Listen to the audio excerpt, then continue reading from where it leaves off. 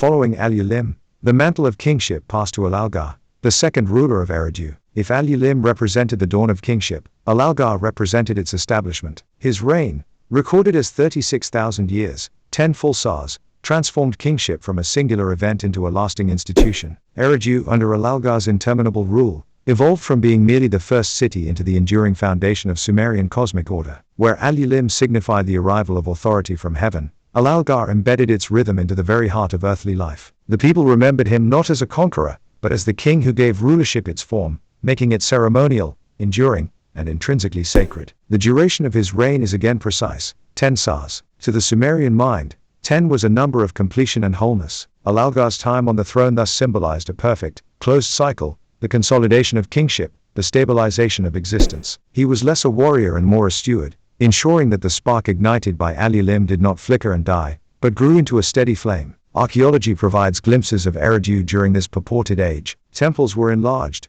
rebuilt upon the foundations of their predecessors, their platforms ascending ever higher toward the sky. Each new layer of brick was not merely an architectural act, but a ritual one, a perpetual renewal of the covenant between heaven and earth. Under Alalgar, this practice became tradition, as if every reconstruction reaffirmed that kingship had not departed, that it continued to descend, unbroken, upon the city. For the citizens dwelling in their reed-walled houses, the king was an extraordinary constant. Generations were born, tilled the fields, raised children, and passed into dust. Yet, Alalgar remained. His unchanging presence became a pillar of reality, a living testament across centuries. Imagine the profound awe, perhaps even a quiet fear, of knowing that the same sovereign who ruled in your great-great-grandfather's time still sat upon the throne. It rendered kingship eternal and unquestionable, a force rooted not in the fallible world of men, but in the immutable realm of the gods. The myths afford Alalgar no dramatic tales, but in that very silence lies his meaning. His reign was recalled as steady, uneventful, and profoundly enduring. It is often the quiet rulers, not the tumultuous ones, who most profoundly shape the bedrock of civilization. Alalgar gave kingship its stability. He transmuted the initial flash of Alalgar into a flame that would supposedly burn for ages. When his reign concluded, the king list notes only that kingship was moved once more, taken to Bad Tibira, the city of metalworking, where new transformations awaited. But Alalgar's purpose was fulfilled. He had ensured that kingship, once descended, would never vanish. He gave it structure, ceremony, and permanence. Thus, Alalgar is remembered not as the origin, but as the foundation, the ruler who built the dimension of time into the institution of kingship. Then kingship was passed to Bad Tibira, the second great city of the antediluvian age. Here the list records Enmenluana, who reigned for 43,200 years, 12 full sars, a span longer than both his predecessors. His rule marked the peak of an early cosmic cycle. The very name Bad Tibira hints at its nature, often translated as fortress of the metalworkers or city of the forge. If Eridu was the birthplace of kingship,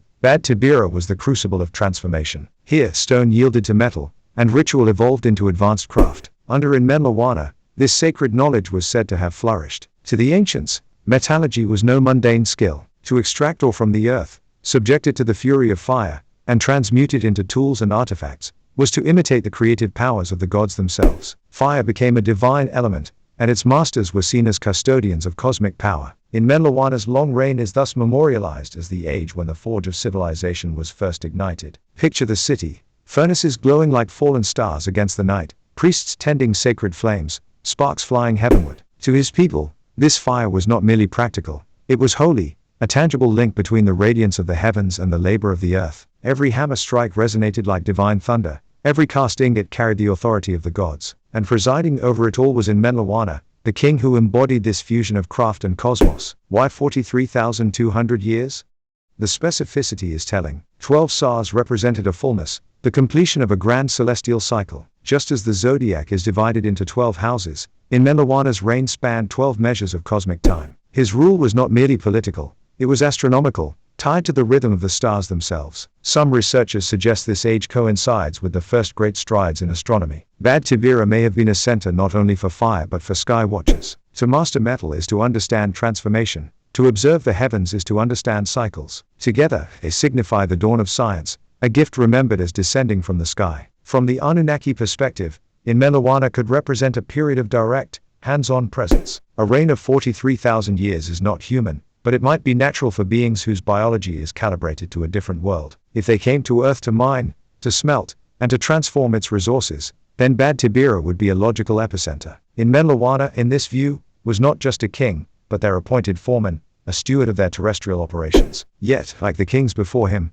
the records are mute regarding his specific deeds. No wars, no conquests, only his name and his years. It is as if his reign was remembered not for events, but for its essence, the essence of fire, of creation, of the immense arc of time itself. After Enmenluana came Enmengalana, a guardian of a different kind of power. His reign, the list states, lasted 28,800 years, 8 sars, echoing the span of the very first king, Alalgar. If Enmenluana's fire forged matter, Enmengalana's light forged law. He is remembered as a keeper of the me, the divine decrees that underpin civilization. In Sumerian thought, the me were more than rules, they were the fundamental blueprints for all aspects of a cultured society: art, justice, wisdom, priesthood, kingship, and even crafts like woodworking and metalworking. To possess the me was to hold the essence of cosmic order. Myths recount that they were guarded by the god Enki in his Abzu temple in Eridu, but were entrusted at times to worthy rulers. Enmengalana's name suggests he was one such custodian, a king whose reign was defined not by expansion but by alignment with heaven's immutable laws. Visualize Bad Tibira under his rule. The forges of Enmenluana still glowed,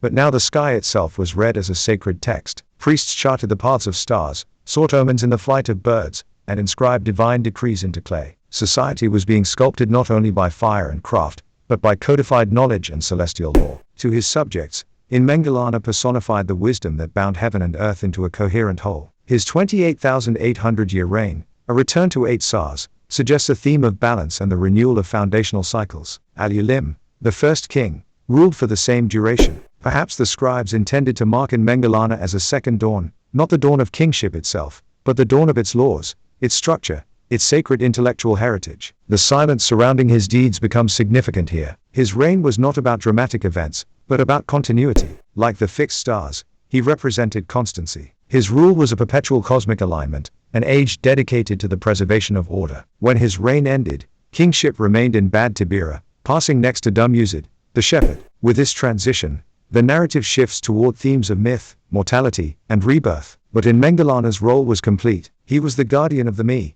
the one who ensured that civilization was not only forged in fire but guided by light, not only created but ordered by divine principle.